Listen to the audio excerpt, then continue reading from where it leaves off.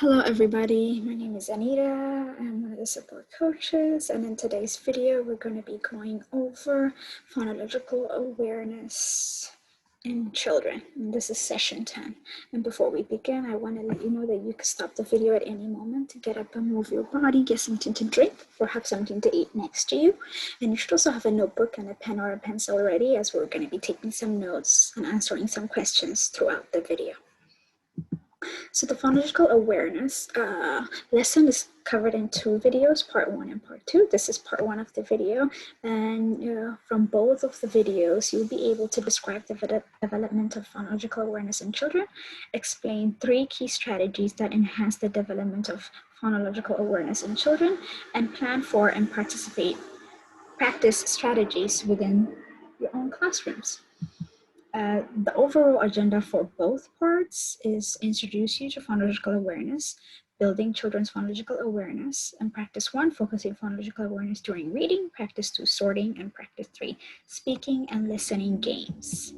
The agenda for today focuses on introduction to phonological awareness, building children's phonological awareness, and practice 1, focus on phonological awareness during reading. Practice 2 and practice 3 will be covered in the second video, which we'll be watching for the next week. So we're going to start off with introduction to phonological awareness. Before that, let's have a small lesson from a rainbow. When you look at a rainbow, what colors do you see? You see red, orange, yellow, green, blue, velvet. But do you actually see those colors? Our mind categorizes those colors, but what we're actually looking at is a continuous spectrum of light. So the lesson that we get from the rainbow is that we don't even know where one color begins and one color ends because we don't see the specific colors. We see the spectrum of light. Like if you look at this rainbow, can you tell where the green one stops and where the blue one begins? It's very difficult to see where one begins and where one ends, because there's a subtle difference between one and the next one. And that is how phonological awareness is. When we're speaking, for example, let's use the word bake. When we use the word bake, there are 3 sounds in the word bake. But can you tell where one sound begins and where one sound ends? It is really difficult, which is why we need to learn phonological awareness. Phonological awareness is the understanding that words are made up of individual sounds. There's attention to the sounds of words rather than only the meaning of the sound, recognition, and ability to manipulate sounds and words. From birth, the focus on words for children is usually meaning. Like when children hear the word elephant, they think of the animal because they directly focus on the meaning, and there's like a mental picture and they focus on the meaning. Phonological awareness moves away from that and pushes students to think about not just the meaning, but at the sound of the word, the sound each letter makes in the word elephant, not the meaning of it, but how it sounds, the sounds that make up that word. The goal of the phonological awareness is to give students the opportunity to understand the meaning and the sound of each word, but also manipulate the sounds in the word. Children need to be trained. So when we're teaching children words and new sentences, the teaching of words, there needs to be 2 ways. We're teaching them the meaning, and we're also teaching them the sound, the phonological awareness. The understanding that words are made up of individual sounds. That is one of the lessons that we focus on, that when you teach children phonological awareness, you need to know the understanding that words are made up of individual sounds. For example, the word that I used, bake. Bake has 3 sounds, right? Bake, but we don't know where one begins and one ends. But the fact that we know that bake has 3 sounds, that we are being aware of each individual sound. And that's the beginning of the phonological awareness, that you're aware of that words are made up of individual sounds. Bake has 3 sounds. Cake has 3 sounds. This is easy for us now, but for children, it's a little bit difficult. That's why we need to teach them how to be aware of these sounds that make up the words. And then attention to the sounds of words rather than only the meaning. When we teach children phonological awareness, we're not focused on the meaning, but we're focused on the sounds of the word.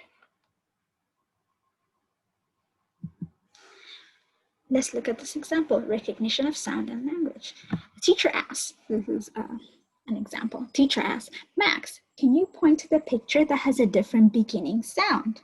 Max says, this one, and he points to the picture of the computer. Why do you think he chose the computer? I'm going to give you a second to think about this. Teacher asked him, which one has a different beginning sound? And Max chose the computer. Why do you think Max chose the computer?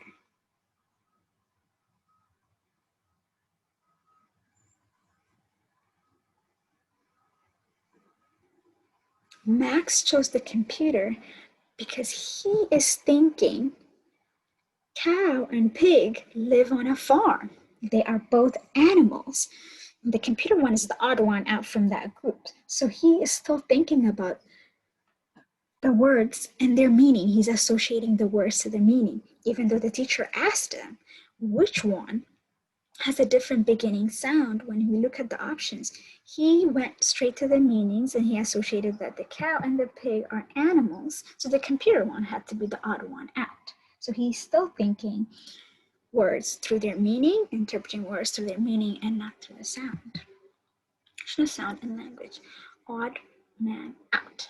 Teacher, Adam, this is an example. Adam, which word starts with a different beginning sound? He says this one and points to the picture of the pig. Now, Adam's thinking is that cow and computer both starts with the same sound. So he's able to recognize the beginning sound and categorize things by the sound and not by the meaning of the words. And this is phonological awareness. He's able to identify words by sounds and categorize them rather than by meaning. Phonological awareness actually moves children towards listening for sounds and words rather than only focusing on the meaning. We can have another example. If you give a child 3 options, for example, let's say you give them, what can I do? Book, bag. No, that doesn't work. No. Pen, paper, marker. If you give a child pen, paper, and marker and you ask them which one has the different beginning sound, they might be able to, if they chose the paper, then they're using the meaning because the pen and marker are all used to write on something. So they're still defining words by their meaning because the marker and the pen are similar. But if they are categorizing by phonological awareness, they would choose the marker because pen and paper have the same beginning sound. So phonological awareness moves children away from associating words directly with meaning to listening to sounds. We want them to focus on the sound of words. Why is phonological awareness important? Phonological awareness is important because it adds students knowledge about words. It links to their future reading success because it helps them know more about words and learn about how to use words. They add knowledge of sound to their knowledge of word meaning. This knowledge is critical for their future reading success. And it's related to other early literacy achievements. Being able to recognize and manipulate each sound in a word is critical for reading and later on for writing. Why is phonological awareness important? We talked about this. This slide shows that phonological awareness is very important. It shows that phonological awareness is a critical piece in learning how to read and then later on write. Knowledge of print. children learning how to write and knowledge of sound come together to help children break the code of reading. For children to be able to read and later on write, they need to be aware of what sounds make up a word and how to categorize, identify, and produce these sounds. Be able to read. How does phonological awareness grow? There is a progression in phonological awareness development. This progression is related to the size of the sound unit, large chunks to smaller units of sound. PA grows through playing with sounds in spoken word. Developmental of phonological awareness from large chunks such as rhymes or number of words in a sentence to smaller pieces such as the recognition of the individual sound in a word. I have a map to show you. So the progression of phonological awareness, there's like a roadmap. So you start off by recognizing words that sound the same, and you move on to the hardest part. And the hardest level is going to be phonemic awareness, which is being able to identify each sound in one word. So you begin off by learning how to recognize words that sound the same to going to the end where you're recognizing sounds, each sounds in one word. So this is the progression of phonological awareness in children. So we're going to begin with the beginning, rhyme. Define. Rhyme are words that sound alike at the end. Words that end in the same sound, or words that end in the same sound, like pat, fat, hat, mat, sat. Rhyme. We're going to give you an example. Mrs. Turner has noticed her students' enjoyment and interest in rhyming activities. To continue to foster and extend this interest, she has added books with rhymes to the reading area and has placed new items in the dramatic play. A stuffed toy dog and frog, a plastic log, a large pig labeled hog. During center time, she noticed some students exploring these new items and overhears the following conversation. Joshua to Tilia, I found puppy dog. And Tilia, holding up her items, I'm so sorry if I'm mispronouncing these names, holding up her items, says green frog. Josiah is walking his dog over to Tilia's dog. Says dog to frog, and he starts giggling. Frog to dog, we rhyme. Tilia smiles. He says, seeing more items, look, hog.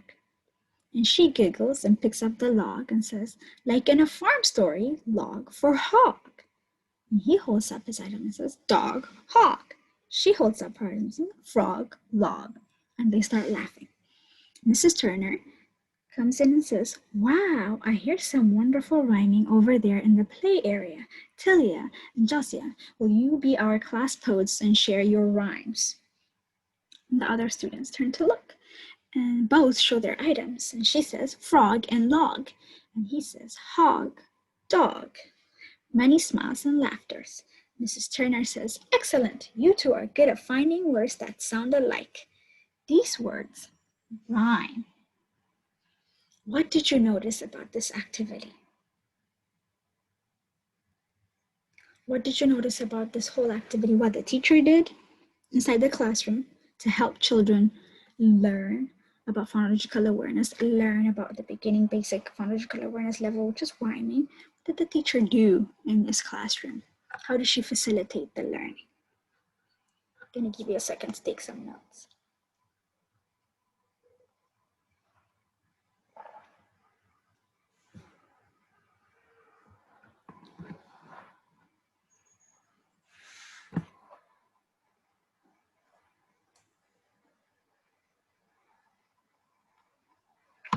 We're going to move on. Are all rhyming activities the same? Do mop and top rhyme? Which words does not rhyme with the other? Mop, top, hat. Tell me a word that rhymes with pot. Now, these three questions you can ask children, but are they at the same level?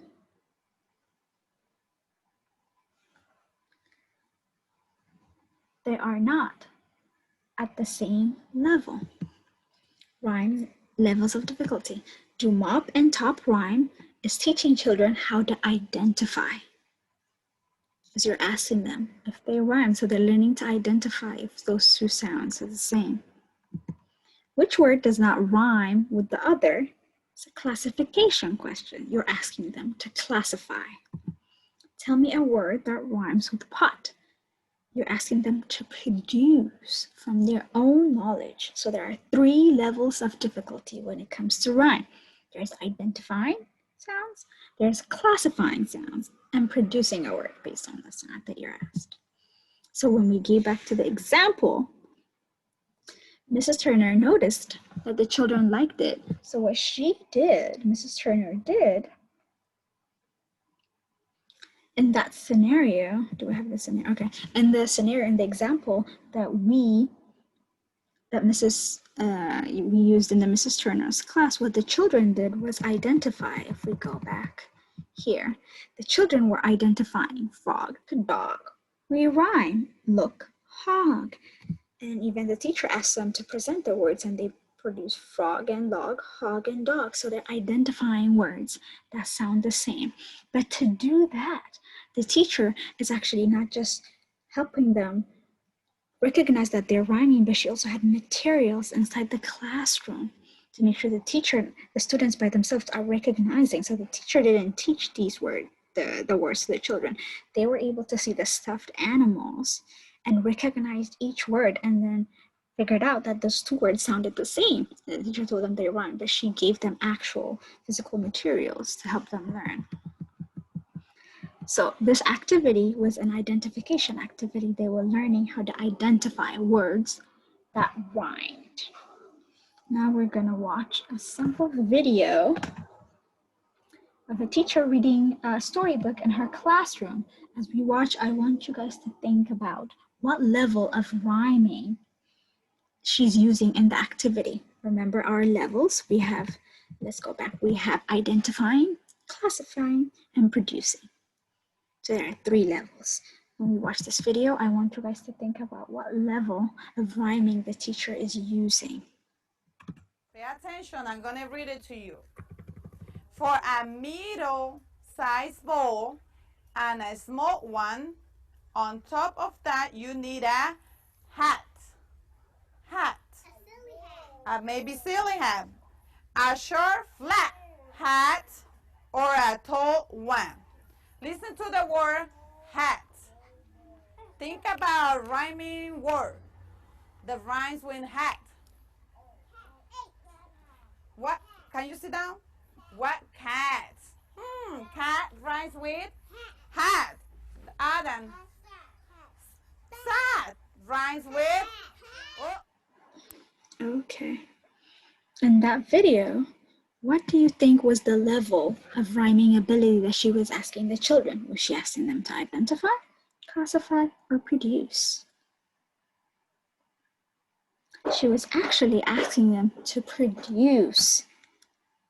She asked hat, and she said, what other word rhymes with the word hat? She was reading the book and she stopped and she said, hat. What other words rhymes with hat? So she was asking them to produce. Now, while you're reading a book and doing an activity, you could use either levels to teach rhyming. You could ask them to identify if 2 words are the same, or you could use classification, where you give them multiple words and ask them which one sounds different or is different. Or you could ask them to produce. So there are different ways to teach levels of, to teach rhyming. In the video example we saw, she was asking them to produce, and with Mrs. Turner's example, they were identifying. So now we are going to move to sentence segmentation. Sentence segmentation is the awareness that speech can be broken down into individual words.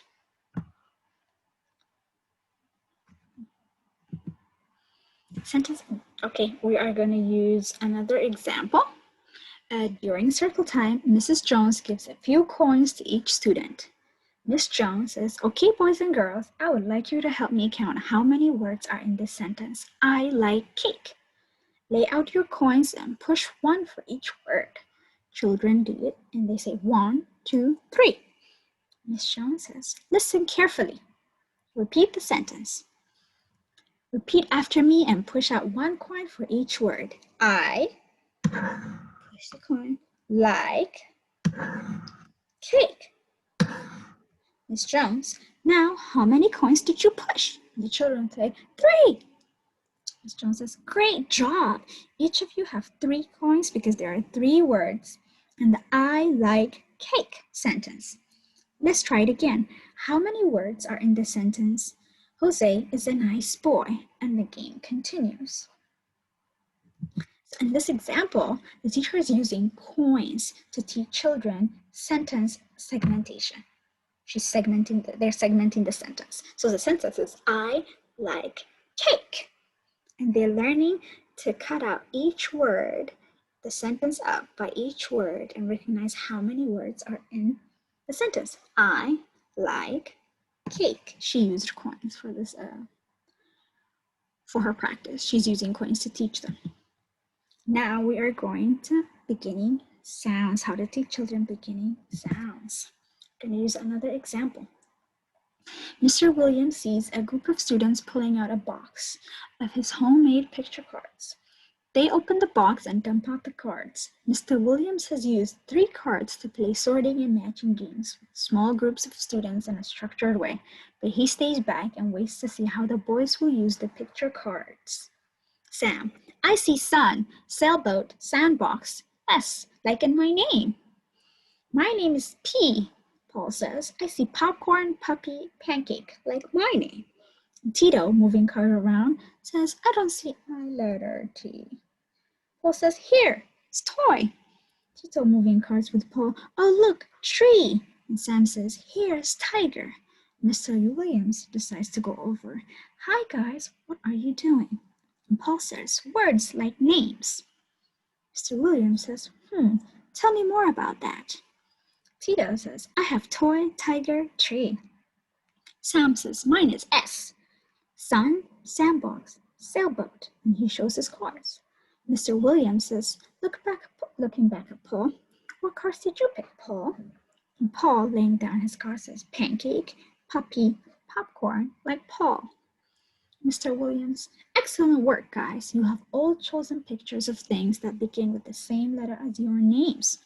And I'm so proud of how hard you're working on learning your letters. High fives all around.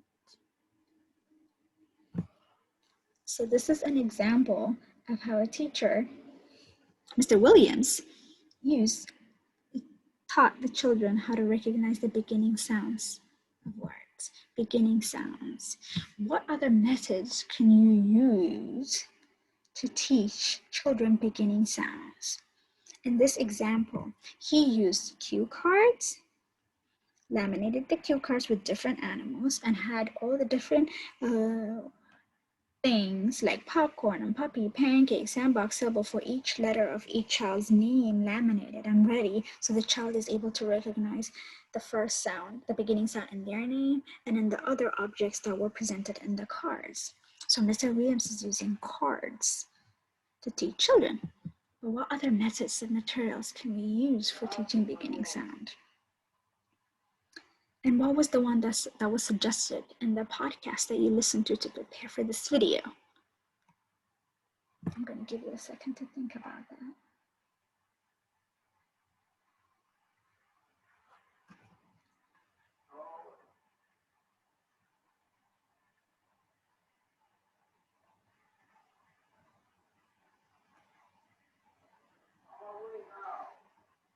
Now we're going to move.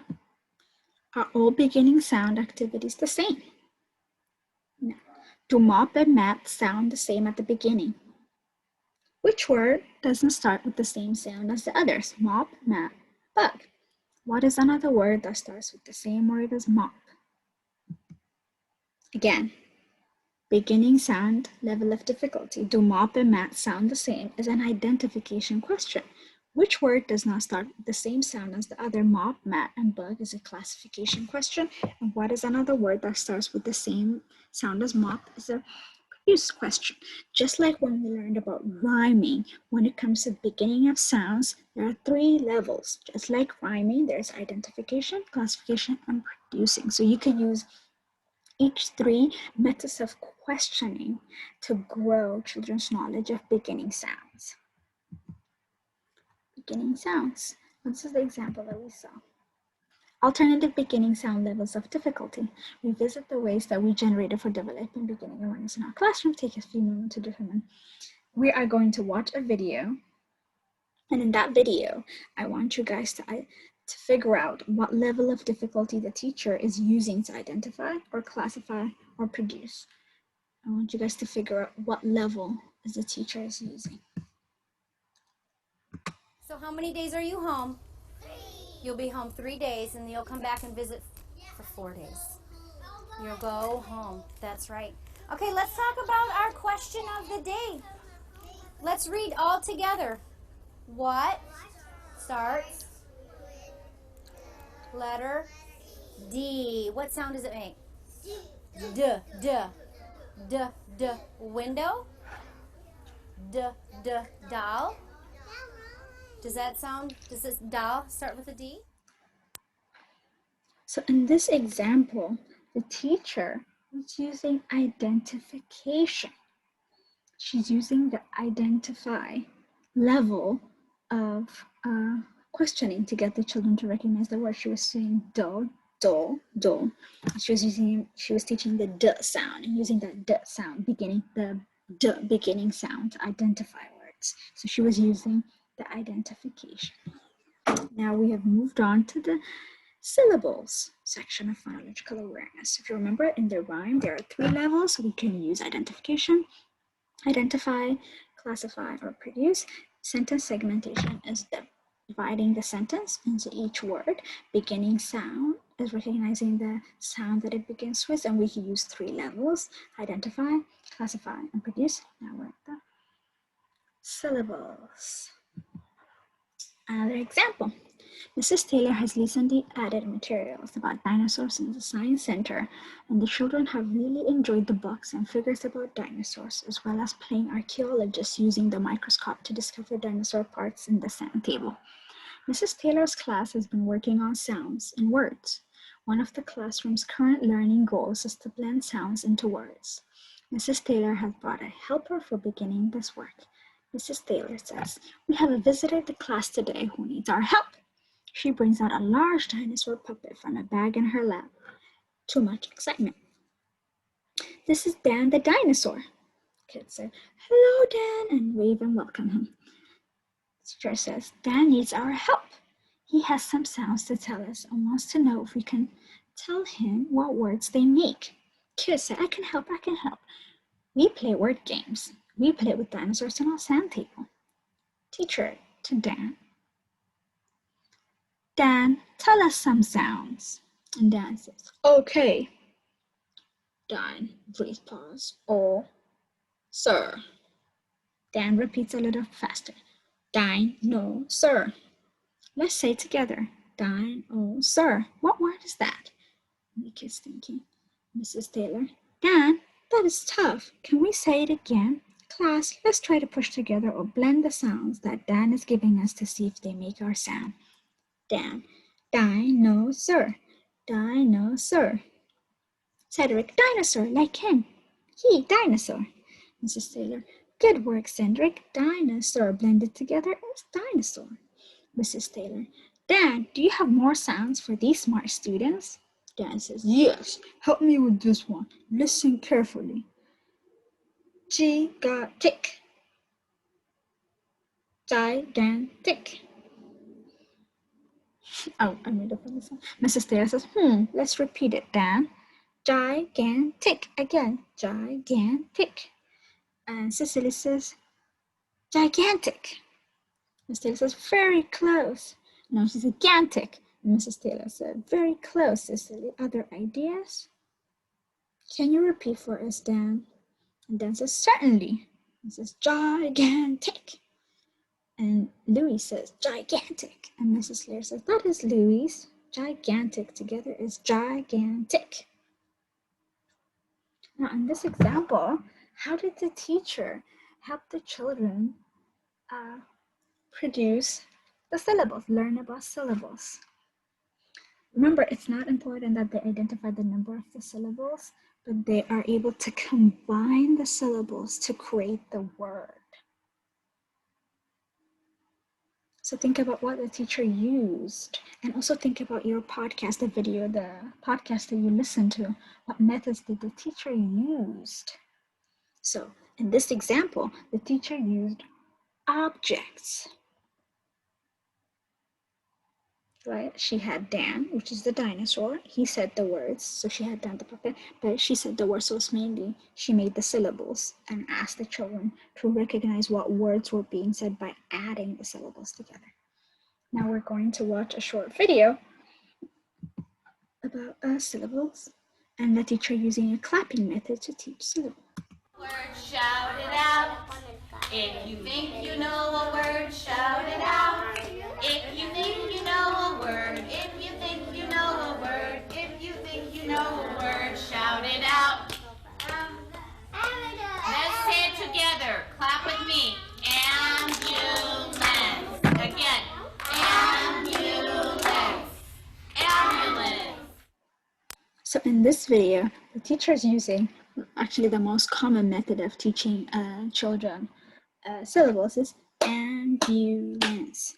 So she's using a clapping method to teach them how to identify syllables. But in the other example that we saw, here the teacher is using the dinosaur, the Dan, the puppet dinosaur, to say the syllables out loud, and the students are mixing the syllables to create the words.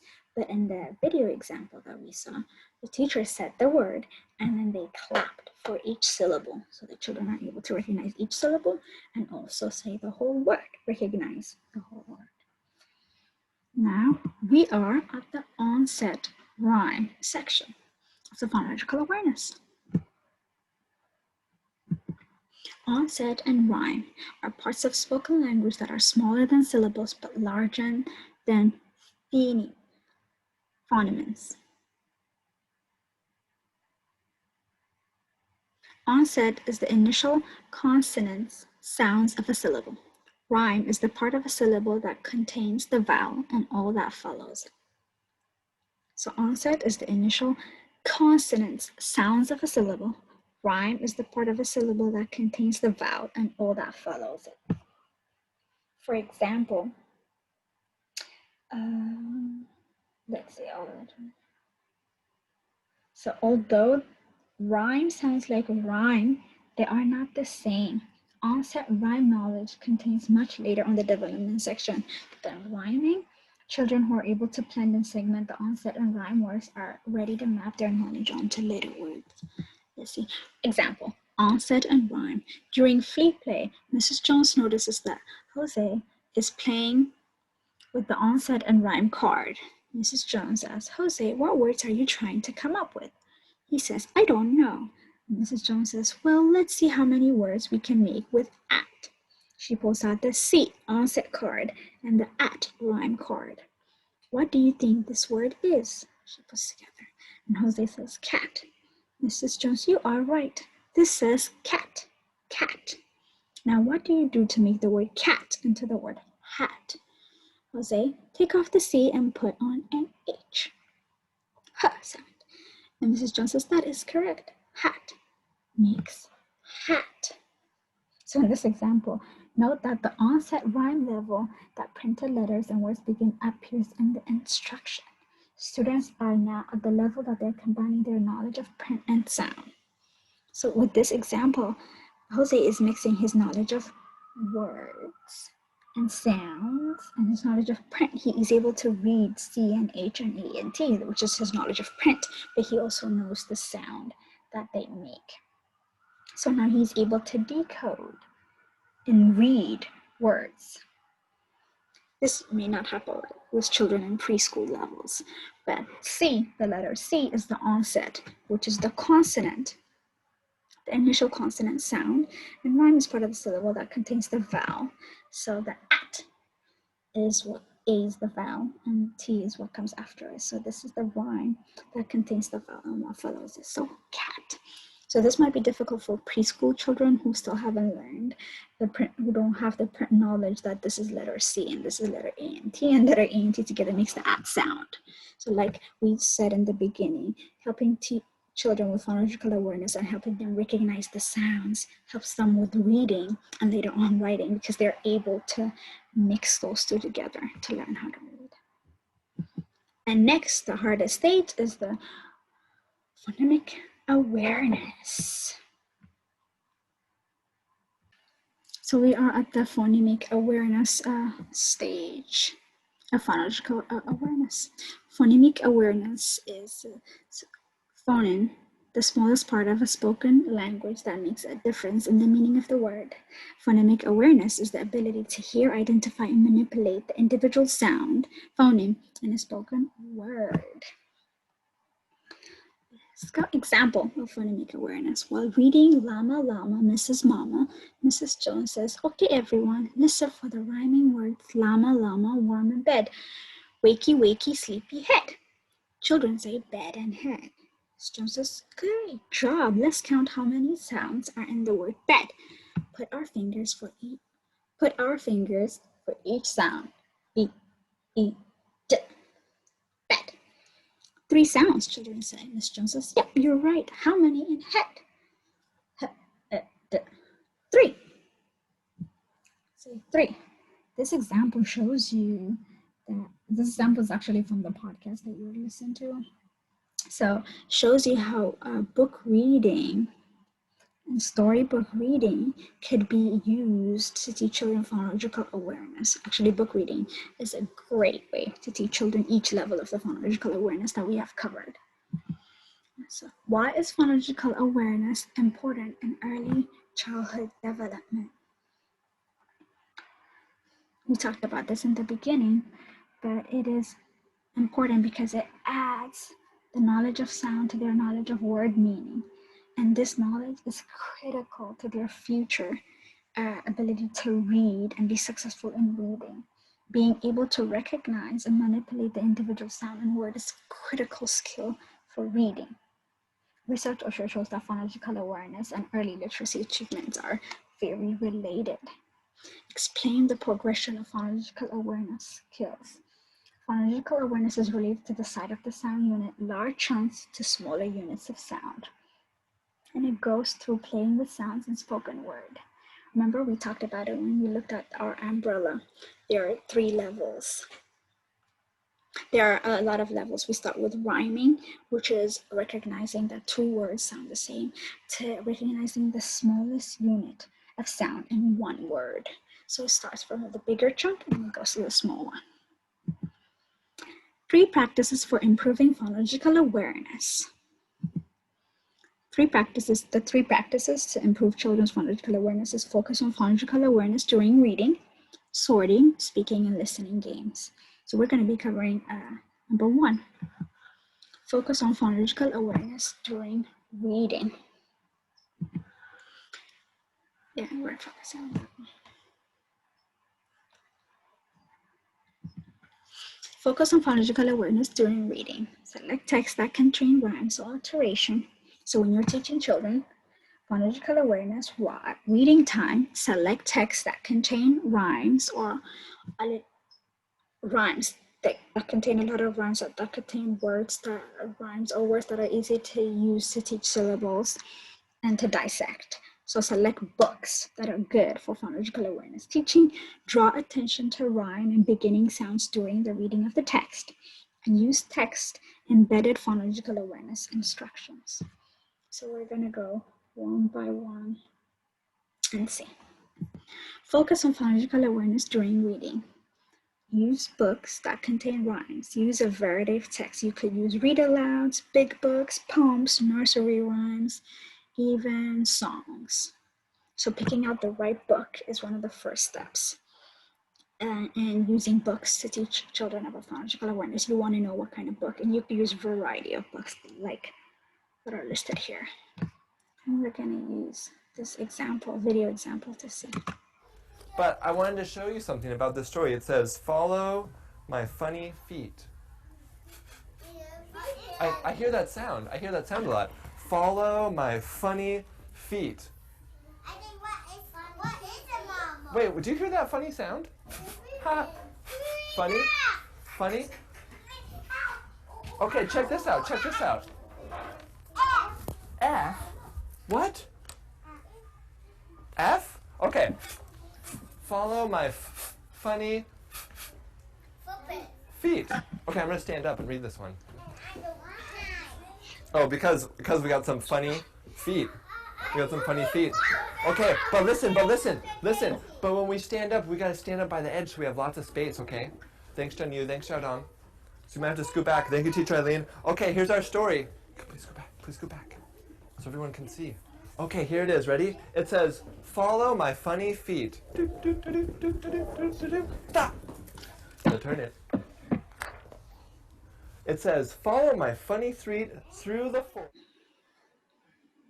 So in that example, the teacher is using beginning sound F book.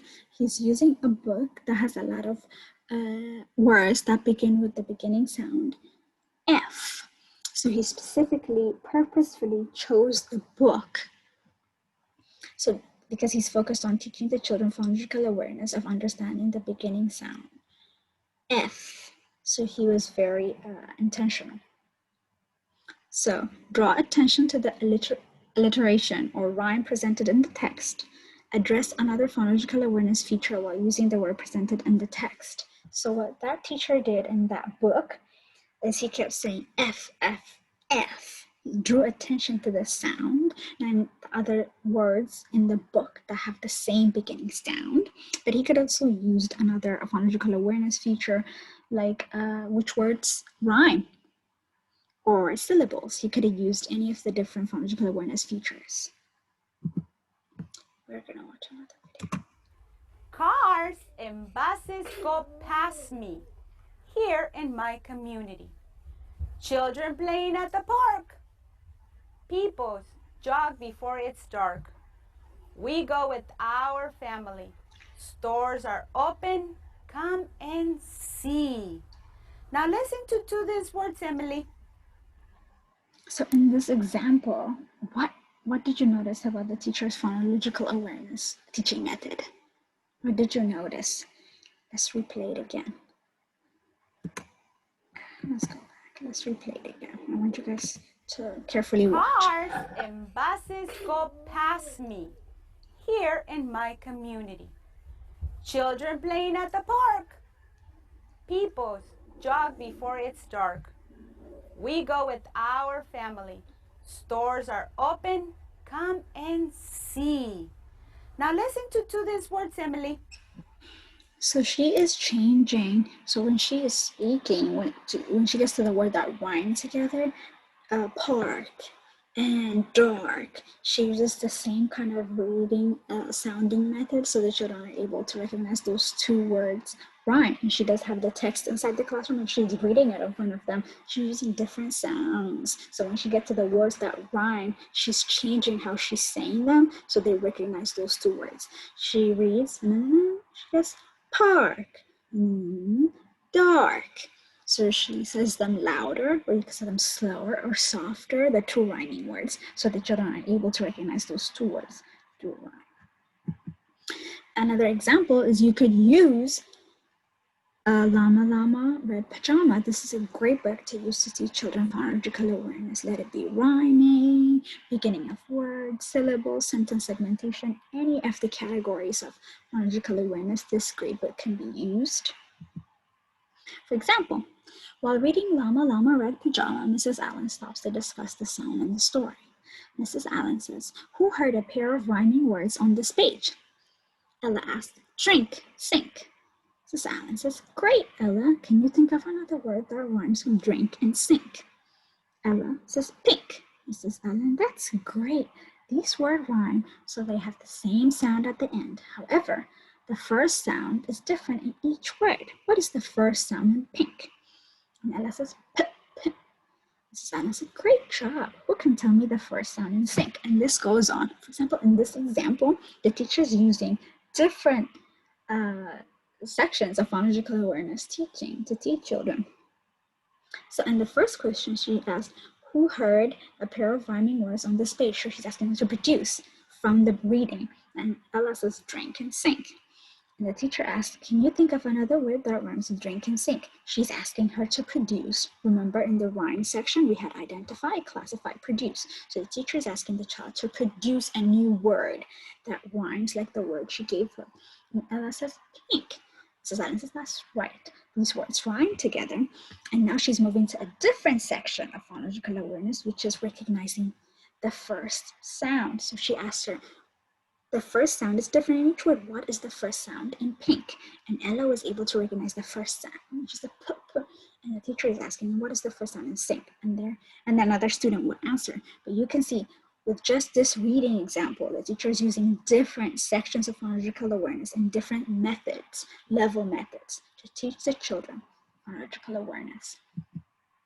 So focusing on phonological, use words from the text. So when you read a book, make sure you're using words from the text. Draw attention to the featured phonological awareness concept in the text. If it's rhyming, focus on the rhyming. That would be great. Address another phonological awareness concept that needs work.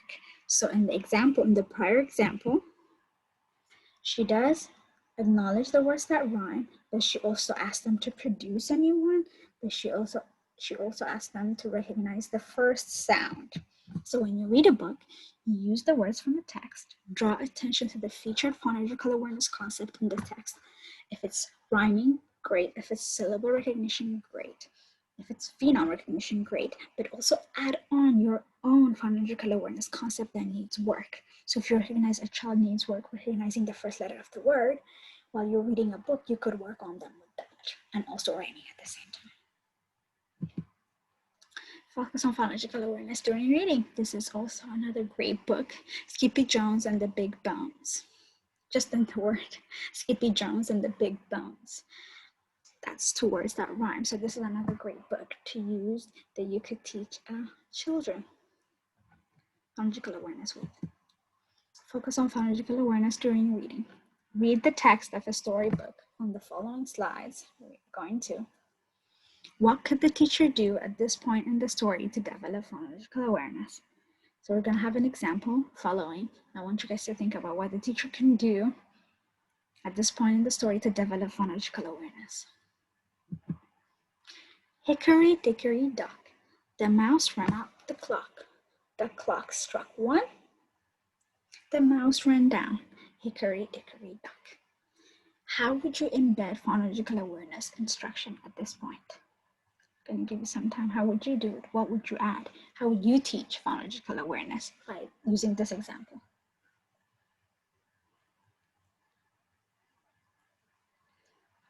So remember, the first step is to draw attention to the rhyme presented in the text. Clock, dock, hickory dickory, but there's also down, struck 1, go down. Yes. Address another skill while using the word presented in the text.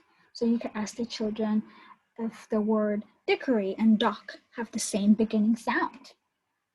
Or what do they have in common? What do they have in common? So first, recognize. Attention to the rhyme presented in the text, recognize what is presented in the text, and then add on something else to teach the children. Let it be, we can go all the way back. Let's see if I can find the umbrella. Here. So you can focus on rhyme, sentence segmentation, beginning sound, syllables, onset, or rhyme, or phonemic awareness. So you could add on which section you want to teach the child.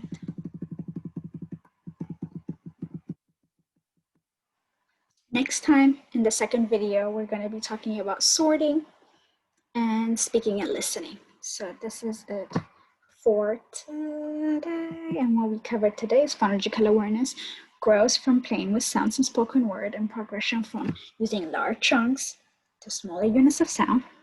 We also covered practice 1, which is how to focus on phonological awareness during reading.